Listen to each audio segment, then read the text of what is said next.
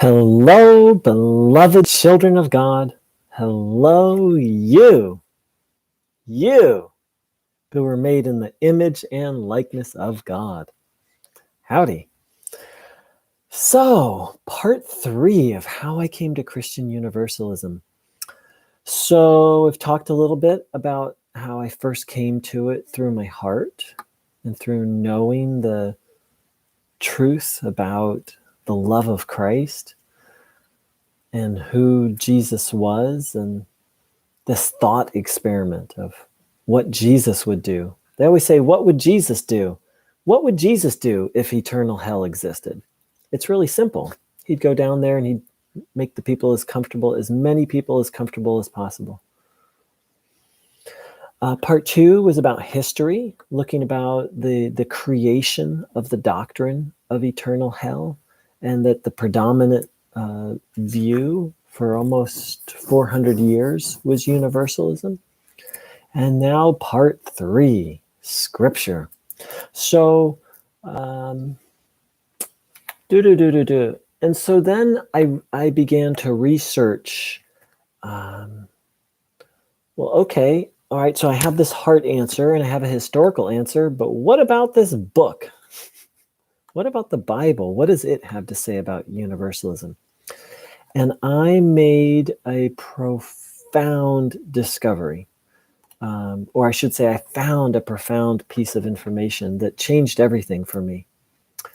And that is that, according to multiple scholars, if a person picked up the Bible and knew nothing about Judaism, knew nothing about Christianity, and just read the New Testament, they would come, and they were looking for, if they were looking to answer the question about salvation, that they would come to 2 conclusions.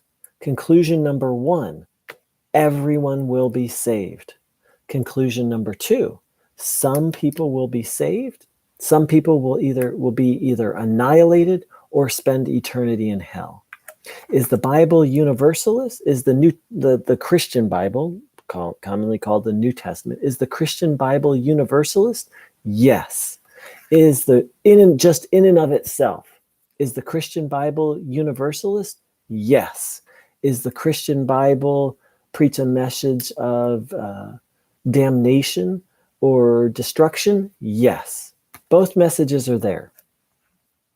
And when I read that, I said, oh my God, that's true.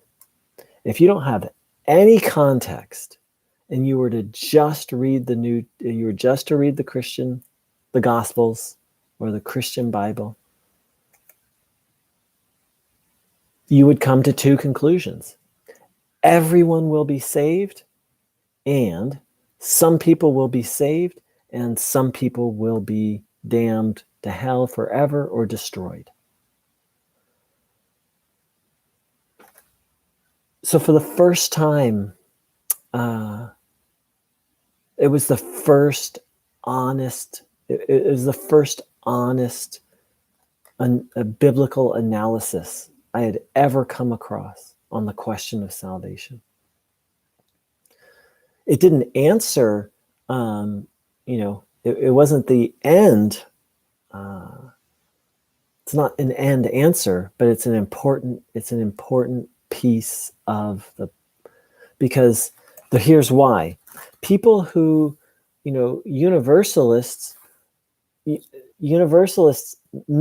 some universalists have the tendency to deny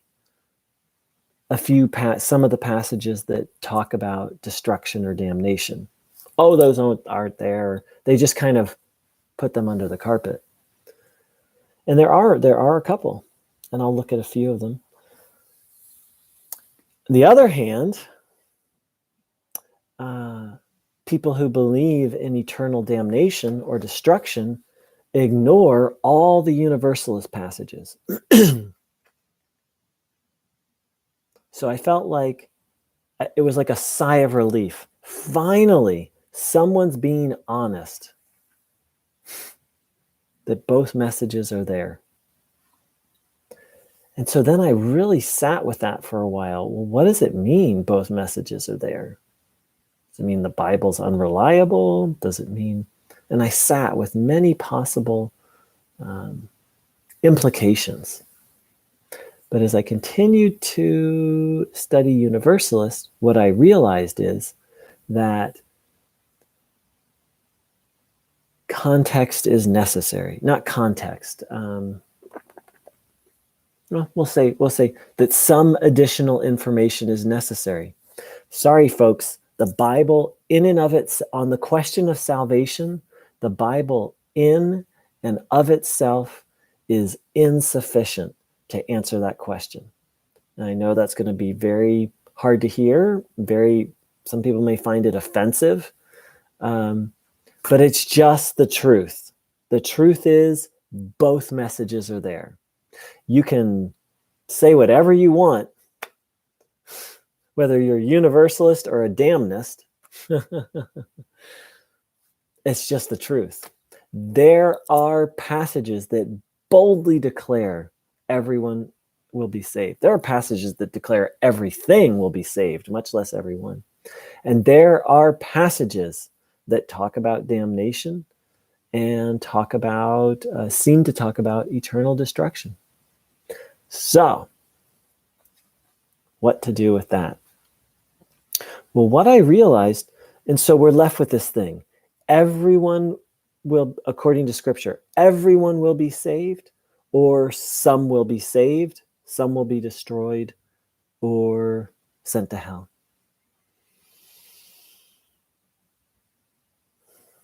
They can't, they're mutually exclusive. So it's one or the other. Like, can't have both. You can't,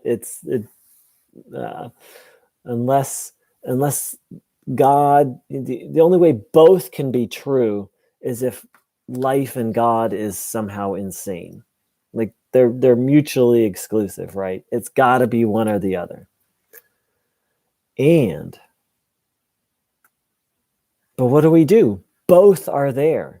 Anyone who tells you both aren't there, they're deluded. Sorry. I'm not sorry. Sorry, I'm not sorry. That's just the truth of it. Both are there. A lot of people can't accept that because they're so locked into their position. That's just the truth of it. So, that means Martin Luther's wrong, that Scripture in and of itself is not sufficient to convey the truth, which has become a fundamental Christian idea, but we have no record of Jesus ever saying it. So that's another add-on.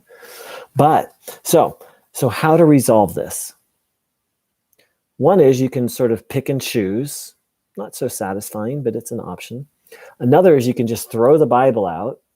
Not so satisfying, but another option.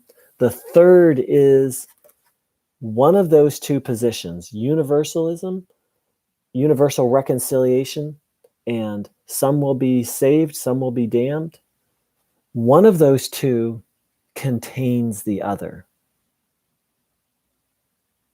And it ain't the damnation. So, early Christians, i.e. those closest historically to Christ, they believed in a temporary place of cleansing. They believed in a hell, just not an eternal one. They believed in a kind of death, just not an eternal one. Some people have called it purgatorial hell. That's not exactly the word that they use, but it comes to but it speaks to what they believed in. They believed in a temporary place of cleansing that was necessary for some, and that salvation was actually not getting into heaven, since everyone was going to get into heaven. Salvation was getting to heaven without having to go through purgatorial hell. Lots of damnists like to say, well, if universalism is true, then what is salvation? I mean, it's kind of a legitimate question. There's a legitimate answer. So let's think about this. So first of all, anytime there's a mention in the Bible of eternal hell, it doesn't say eternal. Not 99. That's not true 99 out of 100 times. It's true 100 out of 100 times. There's no mention of eternal hell in the Bible. It's a mistranslation, 100%, issue resolved. It's just a fact.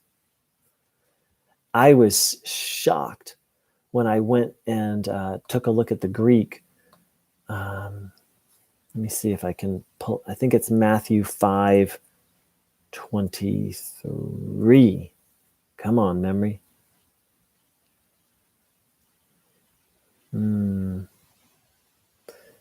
Somewhere right around there. It says, if you are even angry, I'm going to find it. One sec.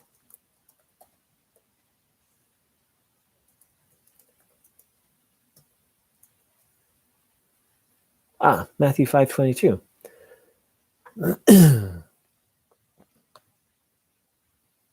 But I tell you, anyone who is angry with his brother or sister will be subject to judgment.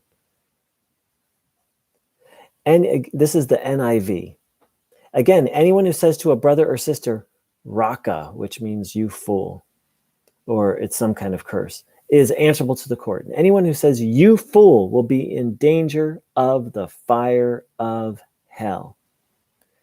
Except it doesn't actually say that in the Greek. It says the fires of Gehenna. Gehenna was an actual place where trash was burned. And that fire went out a long time ago. So that's just one example of straight up mistranslation. Every single time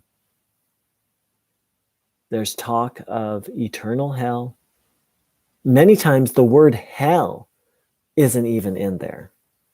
But when it's eternal hell, it's always a mistranslation. The Greek says is aeonos, for a period of time. So, once I saw clearly the truth that both messages are there, and that one of the two contexts can explain the other, then there's no need to be out of integrity. I'm sorry, any universalist who says there's no passage that seems to indicate that, like they're not. There's plenty of passages that seem to indicate that. But any damnist who says there are no passages that not even seem to, that straight up talk about universal reconciliation, they're out of integrity. What to do with that? Both are there. One contains the other.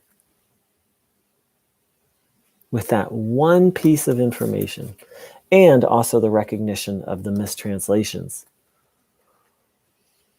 And there are verses that talk about the temporary nature of the punishment. In fact, that Matthew, let's see here. I think just a few verses later. Let me see if I can find it.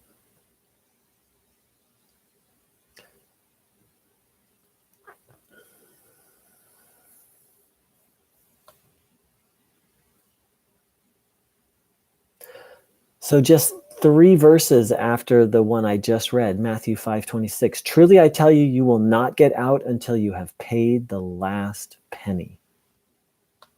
A damnist can say nothing to such a verse. There's nothing, it makes no sense. But there are multiple verses like that that point to the temporary nature of punishment. So this piece I've said that's external, that's needed, it actually isn't needed. It's there. The temporary nature of punishment. So, for anyone who wants to know more about other seemingly problematic verses, I highly recommend